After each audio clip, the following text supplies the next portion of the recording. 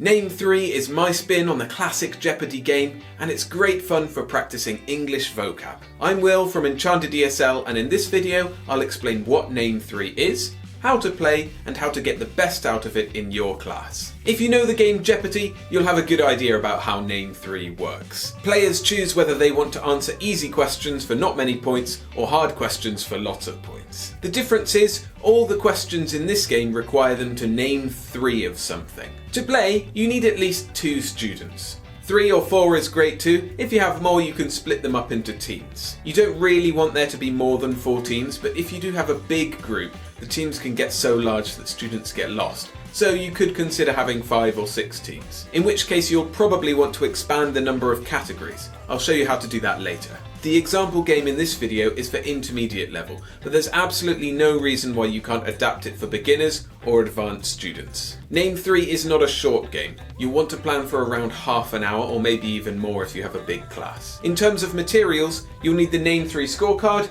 and a set of questions. The questions should be a secret to you. Don't show them to your students. However, they should all be able to see the scorecard. I've printed off the scorecard and put it onto one of these helpful dry erase pockets, or you could project it onto a whiteboard or even just draw it on the board in pen. Online, you can share the screen with your students. You can get both the scorecard and the questions by signing up to the Enchanted ESL monthly newsletter. I've also added a PowerPoint file so you can go in and change the categories. This is great if you're playing online as well because you can edit it while you share your screen. So now let's have a look at how to play.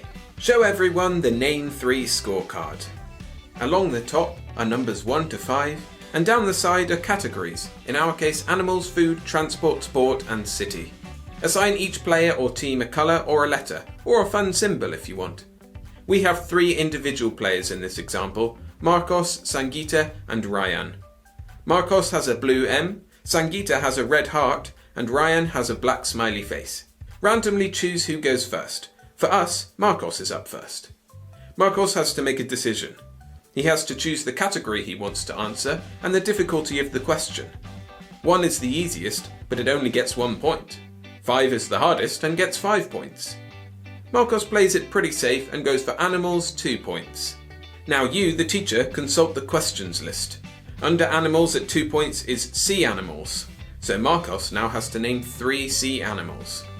He feels confident and says octopus, starfish, shark. Congratulations Marcos, you get 2 points. In the square corresponding to animals and 2 points, Marcos can put his symbol, a blue M. That means he has gained 2 points and nobody else can answer that question. We move on to Sangeeta. She chooses sports 3. The question is name 3 winter sports. She comes up with skiing, ice skating and snowboarding. Great stuff, Sangeeta. We put a red heart in the correct square and she has 3 points. Ryan goes next. He's feeling confident and goes for transport 5. The question is name 3 vehicles with more than 4 wheels. He says train, lorry, oh no, he can't think of any more. Ryan doesn't get the points. In the space for transport 5, we write 5 plus wheels so everybody knows what the question is. Now it goes back to Marcos. He can't choose animals 2 or sports 3 because they have already been answered correctly. But he can choose transport 5. And he does. He says train, lorry and tank. Well done Marcos. Now Marcos's M goes into the space and he's now on a total of 7 points. The game continues like this until all the spaces have been filled, or at least attempted. There may be some that nobody gets, or the game may end when time runs out. When it does end, count up all the points each player or team got and find out the winner. Ryan got 21 points, Sangeeta 27 and Marcos 18. So Sangeeta is the winner.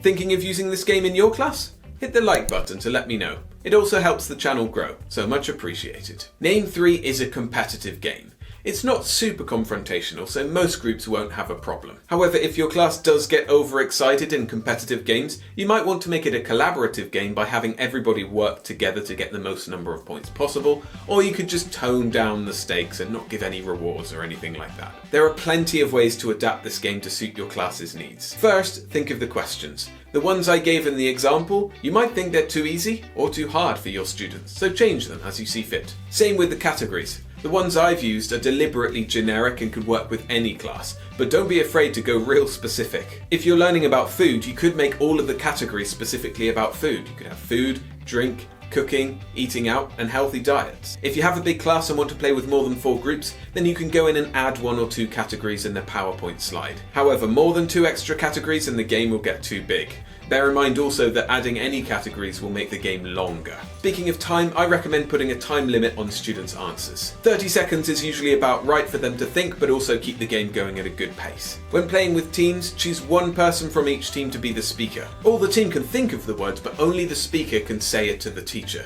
This stops everybody shouting out at the same time. And while it's not their turn, encourage students to think of answers to questions that others have already failed at, or anticipate what words might come up in each category. And be aware that students might not be able to answer all of the difficult questions. That's why they get 5 points. Yes, it can be frustrating, but it's part of the game. Remind them that it's supposed to be hard and it doesn't mean that they're bad at English. If you want to spice up the game even further, add an optional rule called Name 6. Instead of naming 3 of a thing, students can choose to name 6, and if they do so successfully, they get double the points. This makes the easier, lower points questions more attractive, and it gets students thinking beyond the immediate obvious answers. Students should declare that they want to name 6 before you reveal the question. And if they don't get 6, they don't get any points. If they do get 6, make sure to mark the box with a little asterisk so you know that it's double the points. Alright, hopefully you've seen how awesome this game is. Remember to head over to enchantedesl.com/sign-up to get your hands on the scorecard and the questions. By signing up, you also get access to a bunch of other free resources, including lesson plans, roleplay scenarios, other game materials, as well as monthly emails containing so many more goodies. And if you're looking for more vocab games, here's your next video.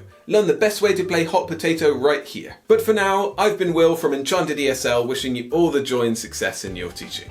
See ya!